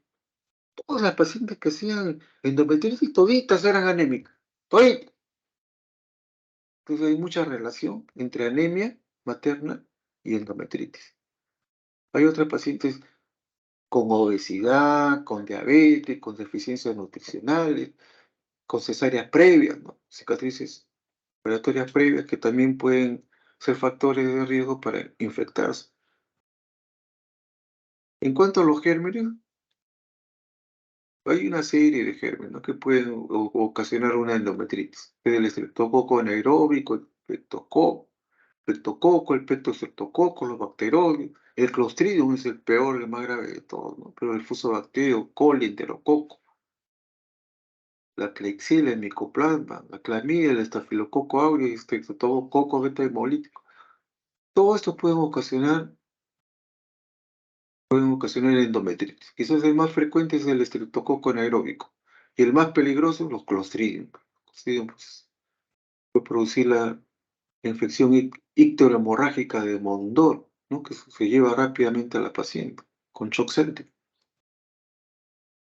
La clínica manifiesta, ¿cómo se manifiesta? O sea, la infección en una paciente con endometritis. La fiebre que le he dicho, ¿no? La fiebre es en agujas, sobre todo en las noches, y está acompañada de escalofríos, hay taquicardia, ¿no? Y sobre todo cuando la fiebre sube. Los loquios van a ser malolientes, son loquios purulentos, malolientes, fétidos, apestan horrible. No son loquios hemáticos, sino son loquios purulentos. La paciente se va a quejar de dolor, el abdomen le va a doler, sobre todo en la zona del hipogastrio, donde está el útero, también en las fosas ilíacas, ¿no? A veces puede ser un dolor generalizado. El útero no va a involucionar. Ustedes miden la altura uterina y no baja de tamaño el útero, se queda de ese tamaño. Si ustedes palpan el útero, es un útero doloroso, subinvolucionado, no bien contraído. Cuidado que esto puede dar origen a una tromboflebitis séptica, a una septicemia, ¿no? Shock séptico y muerte de la paciente. Todo a partir de una endometritis. Eso es una complicación severa, digamos.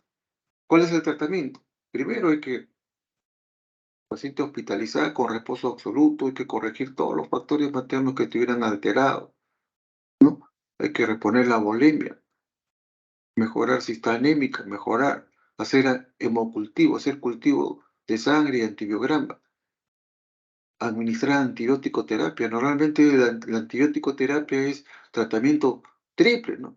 La cefalosporina que se usaba antes, ahora ya no se usa cefalosporina, se usa ceftriaxona, 2 gramos diarios. Es más potente, es mejor, o sea, yo lo recomiendo. Un aminoglucósido se emplea la micacina, ¿no? La micacina 500 cada dosis o 1 gramo por día.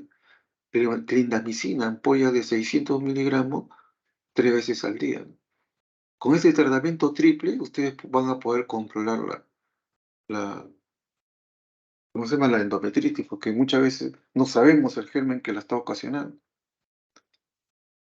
El tratamiento se debe mantener hasta que la paciente se encuentre afebril por lo menos 48 horas. Si ustedes han iniciado un tratamiento antibiótico y la paciente permanece con fiebre durante 72 horas, quiere decir que ese antibiótico no le está haciendo efecto. Tienen que cambiar de antibiótico. No insistan con el mismo. De repente está recibiendo Estraxola. ¿Cuántos días está con 4 días? Y sigue con fiebre ya. Oye, cambia, eso no le está haciendo bien. Tienes que de repente buscar otro tipo de antibiótico más potente, ¿no? Posteriormente, o sea, si la paciente mejora, baja la fiebre, entonces ustedes le cambian el antibiótico ya por vía oral, no le pongan permanentemente por endovenoso, ¿no? Le dan por vía oral cefalosporina, por vía oral no hay ni la cefazolina, ni la, ¿cómo se llama? Ni la ceftriaxona, viene por vía oral, sino viene la cefalexina. Las cefurexinas son las que vienen por vía oral. Y eso hay que darle por lo menos por una semana, ¿no? Los oxitóxicos para mantener la contracción del útero. Se da por vía parenteral y luego se pueden dar por vía oral, ¿no? Se da ergotrate cada 6 horas. Si ustedes hacen una ecografía, deben hacer una ecografía siempre en una paciente con endometritis, porque hay que ver que de repente esa endometritis no se deba a arresto placentario o arresto de membrana. Entonces, si ustedes evidencian que sí hay restos, entonces hay que hacerle un legrado uterino, que limpiar eso, lo cubren bien de antibiótico y le hacen su limpieza, porque ese es el foco. Recuerden, en el anterior, si la infección es muy severa, a veces la paciente ya viene referida, ¿no? De provincias, de zonas rurales, viene con una endometritis muy marcada, con una sepsis generalizada, entonces hay que desfocalizar. ¿Y cómo desfocalizamos? Sacando el útero, si no, no va a mejorar la paciente. Se desfocaliza. Se saca el foco séptico y se le da antibióticos masivos, ese es todo el manejo que se hace en un shock séptico, ¿no? Y con eso la paciente va va a mejorar, ¿no?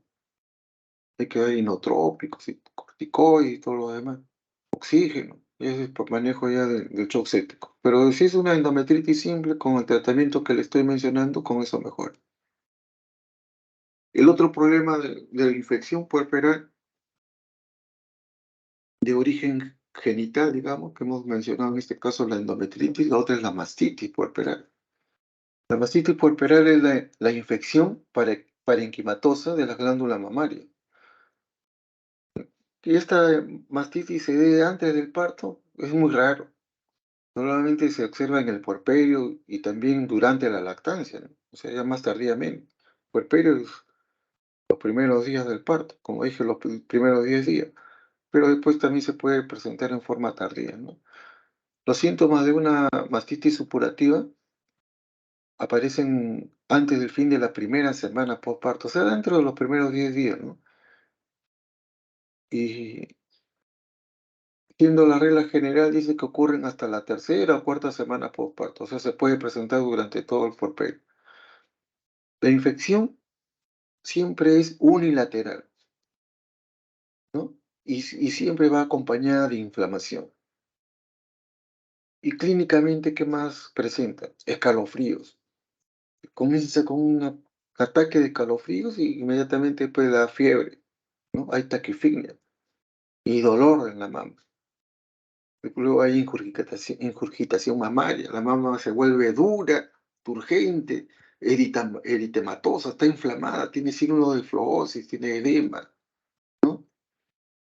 Y ya con eso estamos haciendo el diagnóstico pues, de una mastitis puerperal, ¿no? La incidencia ahora ha disminuido, pero antes, ahora es más o menos del 1%, pero antes era un poco más frecuente.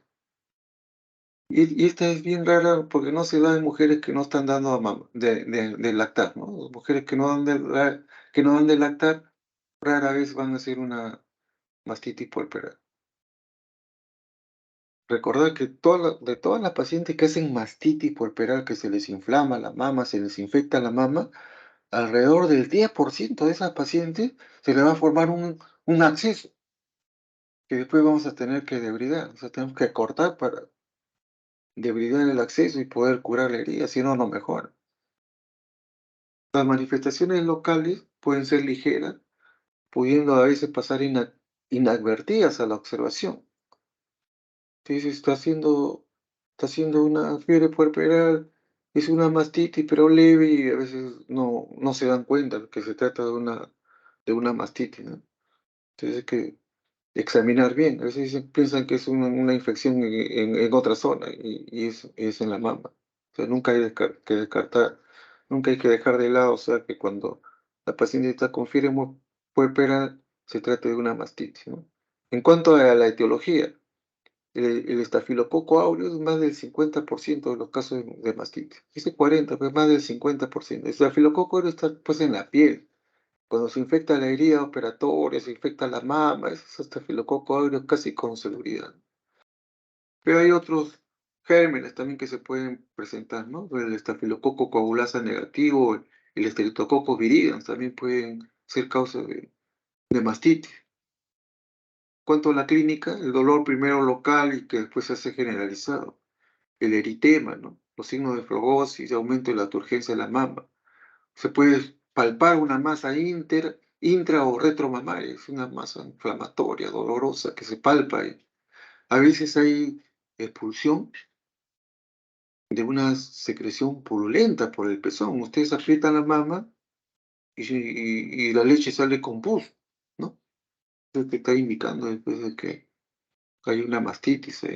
A veces aparece una adenopatía axilar, que es indicativo de que la infección ha comprometido pues, a los ganglios linfáticos, ¿no? Y por eso hay una adenopatía. Recuerden que la mastitis puerperal se describe en dos tipos de infección de la mama en el puerperio. Una es la mastitis precoz o linfagítica, ¿no? Que el cuadro es más o menos el que hemos mencionado, que se manifiesta con dolor, es fundamentalmente en un cuadrante que se pone enrojecido, tiene signo de flebosis, es local y la fiebre, ¿no? Y el otro tipo de mastitis es la axedada, o sea, cuando se forma un acceso, que se caracteriza por la aparición de una zona más o menos extensa, enrojecida, dolorosa, indurada, no es en un cuadrante, sino es mucho más extensa, ¿no? Y está demasiado dolorosa. Y caliente, esto quema la zona, o sea, roja, ¿no? Y la fiebre, que más o menos aparece tardíamente, ¿no? Este tipo de mastitis accesada no aparece, o sea, en la fiebre puerperal. No aparece a los 2, 3, 4 días o dentro de los primeros 10 días del puerperio, sino más en el periodo de lactancia, ¿no? O sea, segundo, tercer, cuarto, quinto mes que la mujer está dando de lactar, entonces ahí aparece este tipo de mastitis y se forma ahí el acceso y hay que cortar, hay que debridar, ¿no? Por ejemplo, por eso cuando ustedes tienen este tipo de pacientes, el examen físico, que a veces es doloroso, no se deja examinar bien la paciente, hay que hacer una ecografía para buscar siempre la presencia del acceso, ¿no? Si hay acceso, recuerden, obligatorio, hay que cortar y sacar toda la pus, si no, no se va a sanar. Si dan antibióticos, dan manejo local, no se va a sanar. Y ese acceso, cortan, debridan, igualito que debridan cualquier acceso, limpian adentro, se evacúan toda la pus, si no, no sanan. El tratamiento de la mastitis, ¿no? Primero, no se debe suspender a la lactancia. Si la paciente cuando está con fiebre se le da pues reposo en cama, ¿no? Mínimo 24 horas. Hay que darle abundante líquidos. Hay que amamantar con mayor frecuencia. Primero se le ofrece al niño el pecho inflamado. Primero que mame de ahí. Hay que utilizar una posición y colocación del pecho en forma apropiada, ¿no? Esas son las llamadas técnicas de extracción. Dar antibióticos. En caso de una mastitis, de primera de elección, dicloxacilina. La dicloxa, 500 miligramos cada 6 horas. También pueden usar amoxicilina, pero mucho mejor es la dicloxa. Si es estafilococo, sobre todo, la dicloxa es la que le va a hacer efecto. La amoxi no le va a hacer nada. Quizás si sea para los otros gérmenes. Si es alérgica a la penicilina, eritromicina, 500 cada 6, ¿no? Eso da por 10 a 14 días. También pueden usar antiinflamatorios no esteroideos, ¿no? Como el ibuprofeno, 400 miligramos 3 veces al día después de los alimentos. También naproxeno, 375 miligramos cada 12 horas. Son antiinflamatorios que van a ayudar a desinflamar la zona afectada, ¿no? En el caso del acceso mamario, reposo, antibiótico y la incisión y drenaje, ¿no? Previo anestesia. O sea, hay que anestesiar la zona de la piel donde se va a cortar y listo. Ese cuando no ha madurado, entonces usted le ponen calor local para que madure y le puedan cortar y sale. Siempre en estos casos el vaciamiento completo de las mamias tiene que ser en forma frecuente, no puede quedar leche y después ustedes le tienen que extraer, ¿no? Si existe un dren, ¿no? Un tubo de drenaje, se puede continuar amamantando si el tubo está suficientemente lejos de la areola mamaria. Lógico, si tienen un dren ahí que está cerca al pezón, no deben amamantar. Si está lejos, sí, no hay problema, no va a interferir con la alimentación del bebé, ¿no? Si estuviera cerca, entonces, ¿qué hacen? Le sacan la leche con una bomba, hay unas bombitas especiales que permiten sacar la leche, ¿no? Y si no se puede, entonces hay que suspender la lactancia en ese lado, y cuando esté mejor ya la reinducen, ¿no? Nuevamente le vuelven a dar de lactar. Bien, muchas gracias.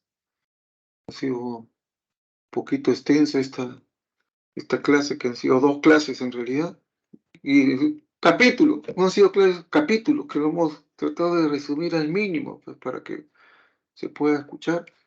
Si hubiera alguna pregunta, pueden hacer. Mientras tanto, descargo la lista de asistencia. ¿Hay alguna pregunta?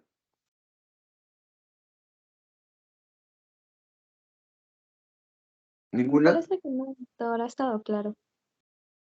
Ya me dicen.